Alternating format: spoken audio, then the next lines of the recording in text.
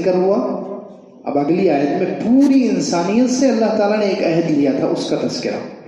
وَإِذَا أَخَذَ رَبُّكَ مِن بَنِي آدَمَ مِن ظُهُورِهِمْ ذُرِّيَّتَهُمْ وَأَشْهَدَهُمْ عَلَىٰ أَنفُسِهِمْ أَلَسْتُ بِرَبِّكُمْ قَالُوا بَلَىٰ.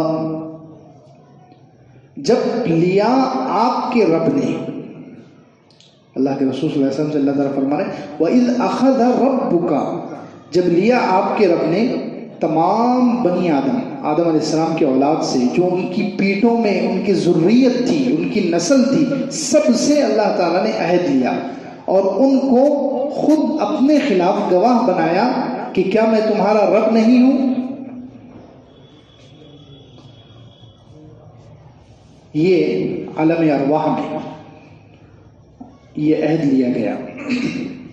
حضرت آدم علیہ السلام کو اللہ تعالیٰ نے پیدا کیا، اور کہتے ہیں یہ عہد جو ہے مفسرین نے لکھا ہے عرفات کے میدان میں ایک جگہ ہے معرۃ النعمان، وہاں پر یہ عہد لیا گیا.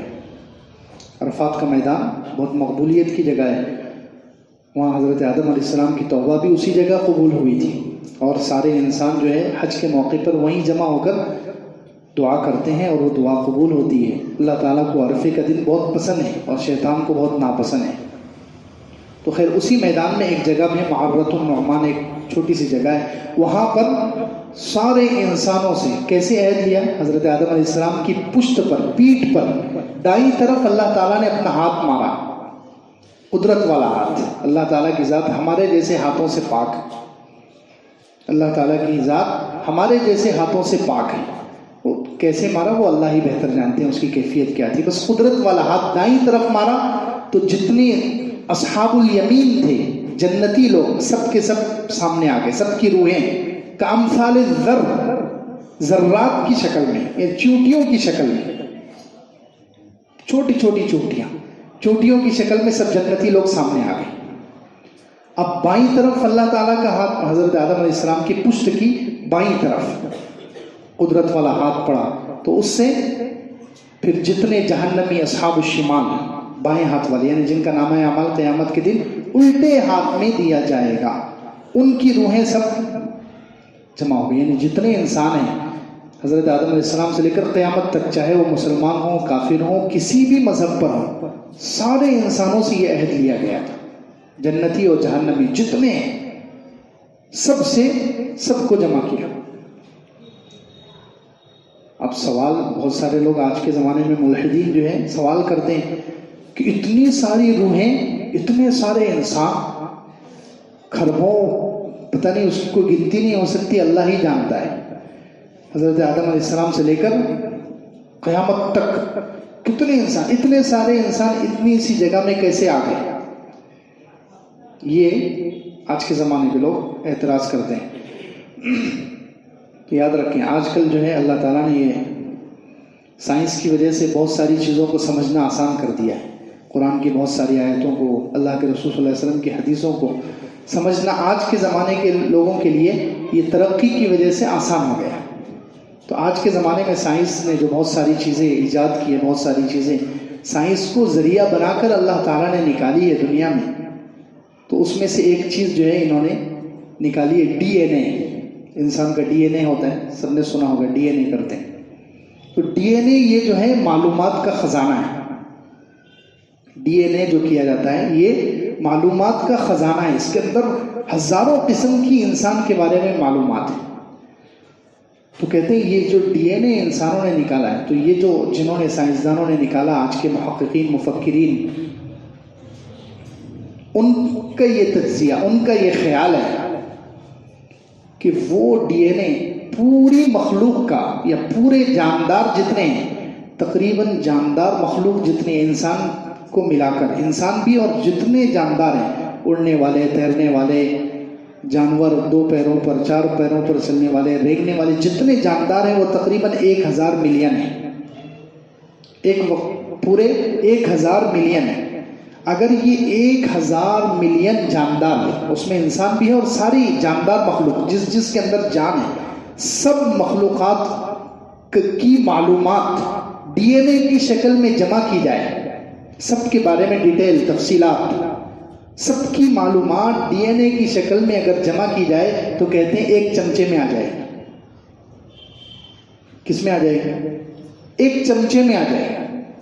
اب اس سے انداز، انسان اگر اتنی ترقی کر سکتا ہے، انسان اگر اتنی ترقی کر سکتا ہے کہ ساری مخلوقات، سارے جانداروں جو 1000 ملین ہیں، ان سب کی تفصیلات، معلومات ڈی این اے کی شکل میں اگر وہ اتنی چھوٹی بنا سکتا ہے کہ وہ ایک چمچے میں آ جائے، تو اللہ رب العزت جو ہر چیز کا پیدا کرنے والا، جو اتنی طاقت اور قدرت کا مالک ہے، وہ ساری روحوں کو چھوٹی سی جگہ میں کیوں نہیں جمع کر سکتا؟ جب انسان جو ہے ترقی کرتے کرتے یہاں تک پہنچ سکتا ہے تو اللہ ہے. تو اللہ رب العزت نے سب کو جمع کیا، تمام روحوں کو وہاں پر جمع کیا، اور جمع کرنے کے بعد عہد لیا گیا، الست بربکم، کیا میں تمہارا رب نہیں ہوں؟ اللہ تعالیٰ کی طرف سے یہ سوال ہوا. اب یہ سوال یاد رکھیں، یہ جو اللہ تعالیٰ کی طرف سے سوال ہوا، کیا میں تمہارا رب نہیں ہوں، ایسا نہیں ہے کہ ہم وہاں بے ہوش تھے یا مردہ تھے. روحیں جو جمع ہوئی، ایسا نہیں ہے کہ وہ مردہ تھی یا ہوش میں نہیں تھی. اللہ رب العزت نے تجلی ڈالی، اور مفسرین کہتے ہیں اللہ نے وہاں دیدار کرایا، روحوں کو اپنا دیدار کرایا، وہاں تجلی ڈالی. تو اس تجلی کی وجہ سے سب کے اندر عقل اور ہوش اور سمجھ آئی. پھر اللہ تعالیٰ نے سوال کیا. بے ہوشی میں سوال نہیں ہوا کہ ہم بے ہوش تھے، ہمیں سمجھ ہی نہیں تھی، مردہ تھے ہم، نہیں. اللہ تعالیٰ کی جو تجلی پڑی اور دیدار کرایا، تو اس وجہ سے انسانوں میں عقل سمجھ آئی. اور اس کے بعد پھر اللہ تعالیٰ نے سوال کیا، الست بربکم، کیا میں تمہارا رب نہیں ہوں؟ اب انسان جو ہے، ساری روحیں جمع ہیں اور سب کے سب کہتے ہیں کہ وہ تجلی جو اللہ تعالیٰ کی پڑی اس کو دیکھنے میں لگے ہوئے ہیں، اللہ تعالیٰ کے دیدار میں مگن ہے، اور اس سوال کا جواب سمجھ نہیں آ رہا ہے. ایک خاموش محو ہے، مگن ہے دیکھنے میں. تو سب سے پہلے مفسرین کہتے ہیں سب سے پہلے جس نے جواب دیا وہ ہمارے آقا حضرت محمد رسول اللہ صلی اللہ علیہ وسلم کی روح ہے. انہوں نے جواب دیا، اور ان کا جواب سن کر پھر سب نے کہا بلا. اسی لیے حضور صلی اللہ علیہ وسلم کو معلم اول کہا جاتا ہے. آپ سب سے پہلے انسانیت کو سکھانے والے معلم ہیں، سب سے پہلے استاد ہیں پورے انسانوں کے. کہ وہاں حضور صلی اللہ علیہ وسلم نے سب سے پہلے کہا بلا، کیوں نہیں، آپ ہی ہمارے رب ہیں.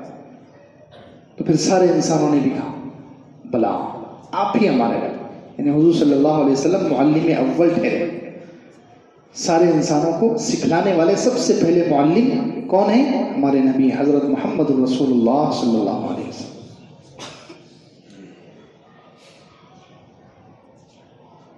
اب سوال کیا گیا ہے، کچھ جو جتنی روحیں وہاں پر جمع تھی اس میں سے کچھ بہت چمکدار تھی، ظاہر سی بات ہے وہ نبیوں کی روحیں تھیں.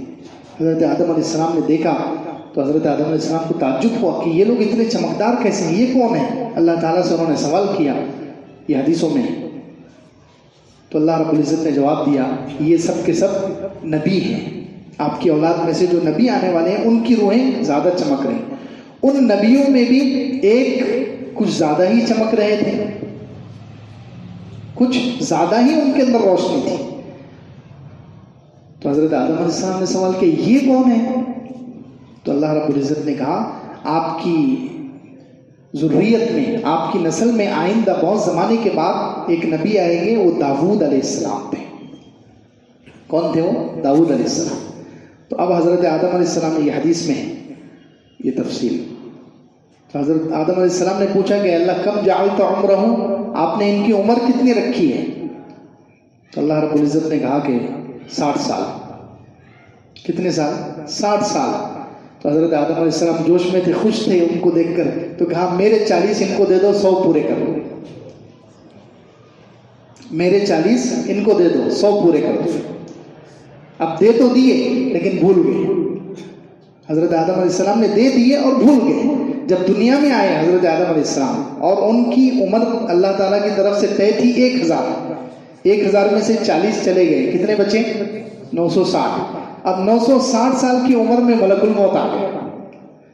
جیسے ہی ملک الموت آئے روح قبض کرنے کے لیے، تو حضرت آدم علیہ السلام بولے میری تو 1000 سال ہے، ابھی 40 سال باقی ہے، تم 40 سال پہلے ہی آ گئے۔ تو کہا آپ نے 40 سال تو اپنے بیٹے داؤد کو دے دیے نا، اس لیے میں آ گیا۔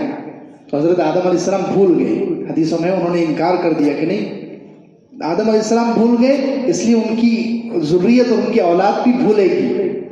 یہ حدیثوں میں کہ حضرت آدم علیہ السلام جیسے بھولے اب ان کی اولاد بھی بھول جائے گی، اس لیے ہم لوگ بھولتے رہے، بھول کی بیماری، بھول ان سے غلطی ہوئی تو ان کی اولاد سے بھی غلطی ہوگی۔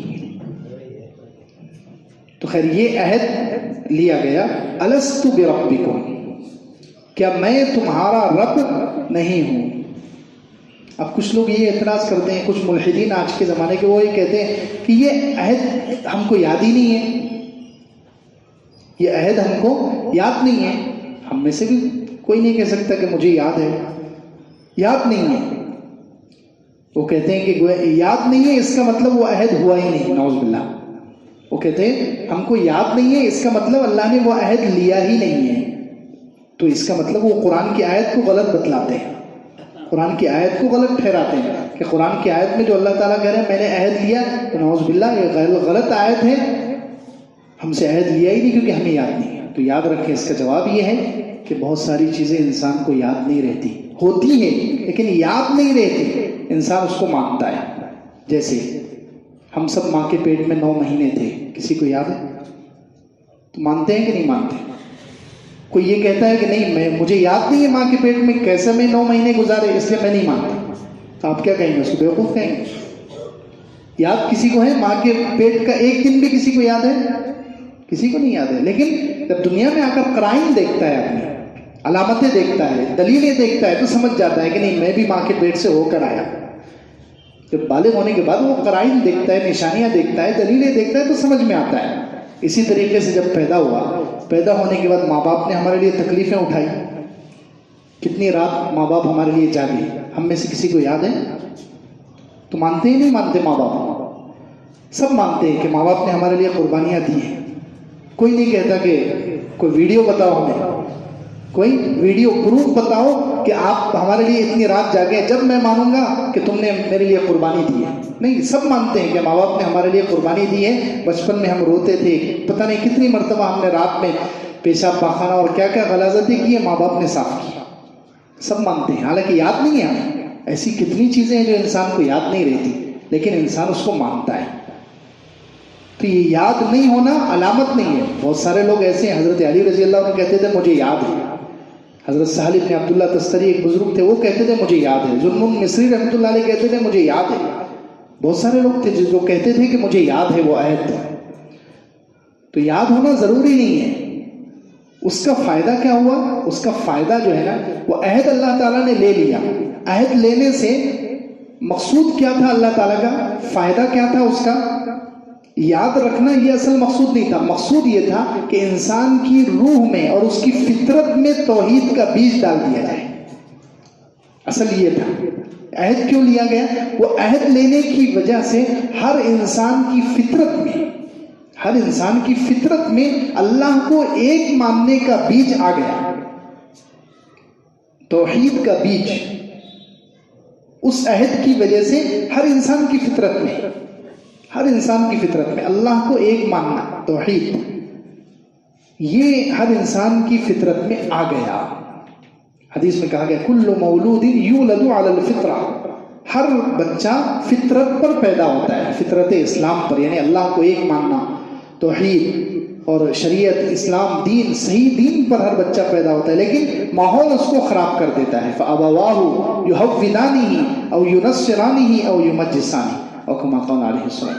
اس کے ماں باپ اس کو جیسا ماحول دیتے ہیں، وہ مجوسی ہیں، آگ کے پجاری ہیں، تو بچہ بھی وہی بن جائے گا۔ اگر وہ ہندو ہیں تو وہ بچہ بھی وہی بنے گا، وہ عیسائی ہیں تو بچہ بھی وہی بنے گا، اگر مسلمان ہے تو بچہ بھی وہی بنتا ہے۔ تو بچہ تو جو پیدا ہوتا ہے وہ فطرت اسلام پر پیدا ہوتا ہے، اس کی فطرت میں، گھٹی میں اللہ تعالیٰ کی طرف سے وہ توحید کا اقرار رکھ دیا گیا ہے۔ توحید کا اقرار انسان کی فطرت میں آ گیا. انسان کی فطرت ہے. جیسے مثال کے طور پر یہاں کوئی بھی انسان بیٹھے وہ لائٹ کو دیکھے گا کہ لائٹ اس کے اندر روشنی ہے, یہ چمک رہی ہے, تو ضرور انسان کا خیال اس طرف جائے گا کہ اس کو کس نے بنایا ہے. انسان کا خیال اس طرف جائے گا کہ یہ لائٹ کس نے بنایا ہے. کسی نے تو بھی اس کو, کسی کمپنی میں کسی انسان نے, کسی انجینئر نے اس کو بنایا ہے, کسی سائنسدان نے اس کو نکالا ہے. یہ وائرنگ, یہ بجلی, یہ پنکھے کسی نے بنائے. انسان ان چیزوں کو دیکھے گا تو اس کا ذہن جاتا ہے بنانے والے کی طرف. ایسے ہی کوئی انسان اگر کھلی زمین پر بیٹھ جائے, کھلے میدان میں بیٹھ جائے, تو اللہ تعالیٰ کا اتنا بڑا لائٹ ہے سورج, اس کو دیکھ کر انسان کے ذہن میں خیال نہیں آئے گا کہ اس کو کسی نے بنایا. یہ الگ بات ہے, یہ الگ بات ہے کہ جو غیر مسلم لوگ, ان کے دل میں بھی یہ خیال, ہر انسان کے دل میں یہ خیال آتا ہے کہ اتنا بڑا سورج کس نے بنایا.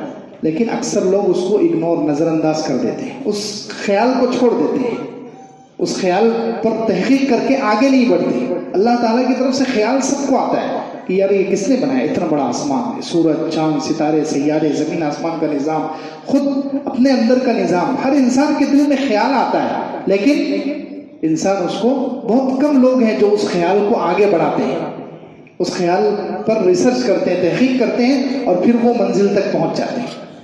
دیکھیں اکثر غیر مسلم جو مسلمان ہوتے ہیں, اس میں سے آپ ان کی داستان سنیں گے, ان کی کارگزاری سنیں گے, وہ کیسے مسلمان ہوئے, تو بہت سارے غیر مسلم یہ کہتے ہیں کہ پیدائشی طور پر میرے دل میں یہ خیال تھا کہ ہمیں کوئی بنانے والا ہے.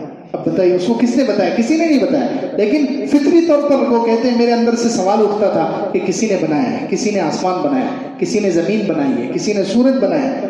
تو وہ اس سوال کو انہوں نے نظر انداز نہیں کیا, اس سوال پر وہ تحقیق کرتے ہیں, آگے بڑھتے بڑھتے تحقیق کی تو وہ اسلام تک پہنچ گئے اور پھر مسلمان ہو گئے. تو فطرت میں اللہ تعالیٰ نے توحید کا بیج رکھ دیا ہے. اس جو میثاق, جو عہد لیا گیا, اس کا فائدہ یہ ہوا کہ ہر انسان کی فطرت میں توحید آ گئی, اللہ کو ایک ماننے کا بیج آ گیا.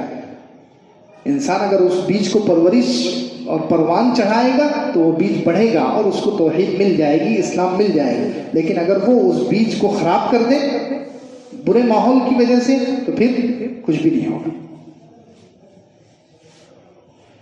تو اس کی وجہ سے کہ ہمیں یاد نہیں ہے وہ عہد, اس کی وجہ سے قرآن کی اس آیت پر کوئی اعتراض نہیں ہو سکتا, کیونکہ بہت ساری چیزیں انسان کو یاد نہیں ہوتی لیکن مانتا ہے انسان. ایسے ہی یہ عہد یاد نہیں ہے لیکن اللہ تعالیٰ نے لیا تھا, اور وہ توحید کا, اللہ کی محبت کا ایک بیج ہمارے اندر بو دیا گیا. اسی وجہ سے انسان اللہ تعالیٰ کی طرف کھینچتا ہے. اور اکثر کافر بھی کھینچتے ہیں, ان کے دل میں خیال آتا ہے کہ ہمارا کوئی پیدا کرنے والا ہے, ہم اس کے پاس جائیں. تو بہت سارے لوگ کیا کرتے ہیں, اس کو نظر انداز کر دیتے ہیں. کچھ لوگ ایسے ہوتے ہیں جو اس خیال کو آگے بڑھانے کی کوشش کرتے ہیں لیکن غلط آدمی کی طرف چلے جاتے ہیں. وہ کسی پادری کے پاس چلے جائیں گے, کسی سادھو کے پاس چلے جائیں گے, تو وہ ان کی رہبری غلط کر دے گا, اس سے نقصان ہوتا ہے. اور کچھ لوگوں کو رہبری صحیح مل جاتی ہے, وہ صحیح آدمی تک پہنچ جاتے ہیں تو وہ صحیح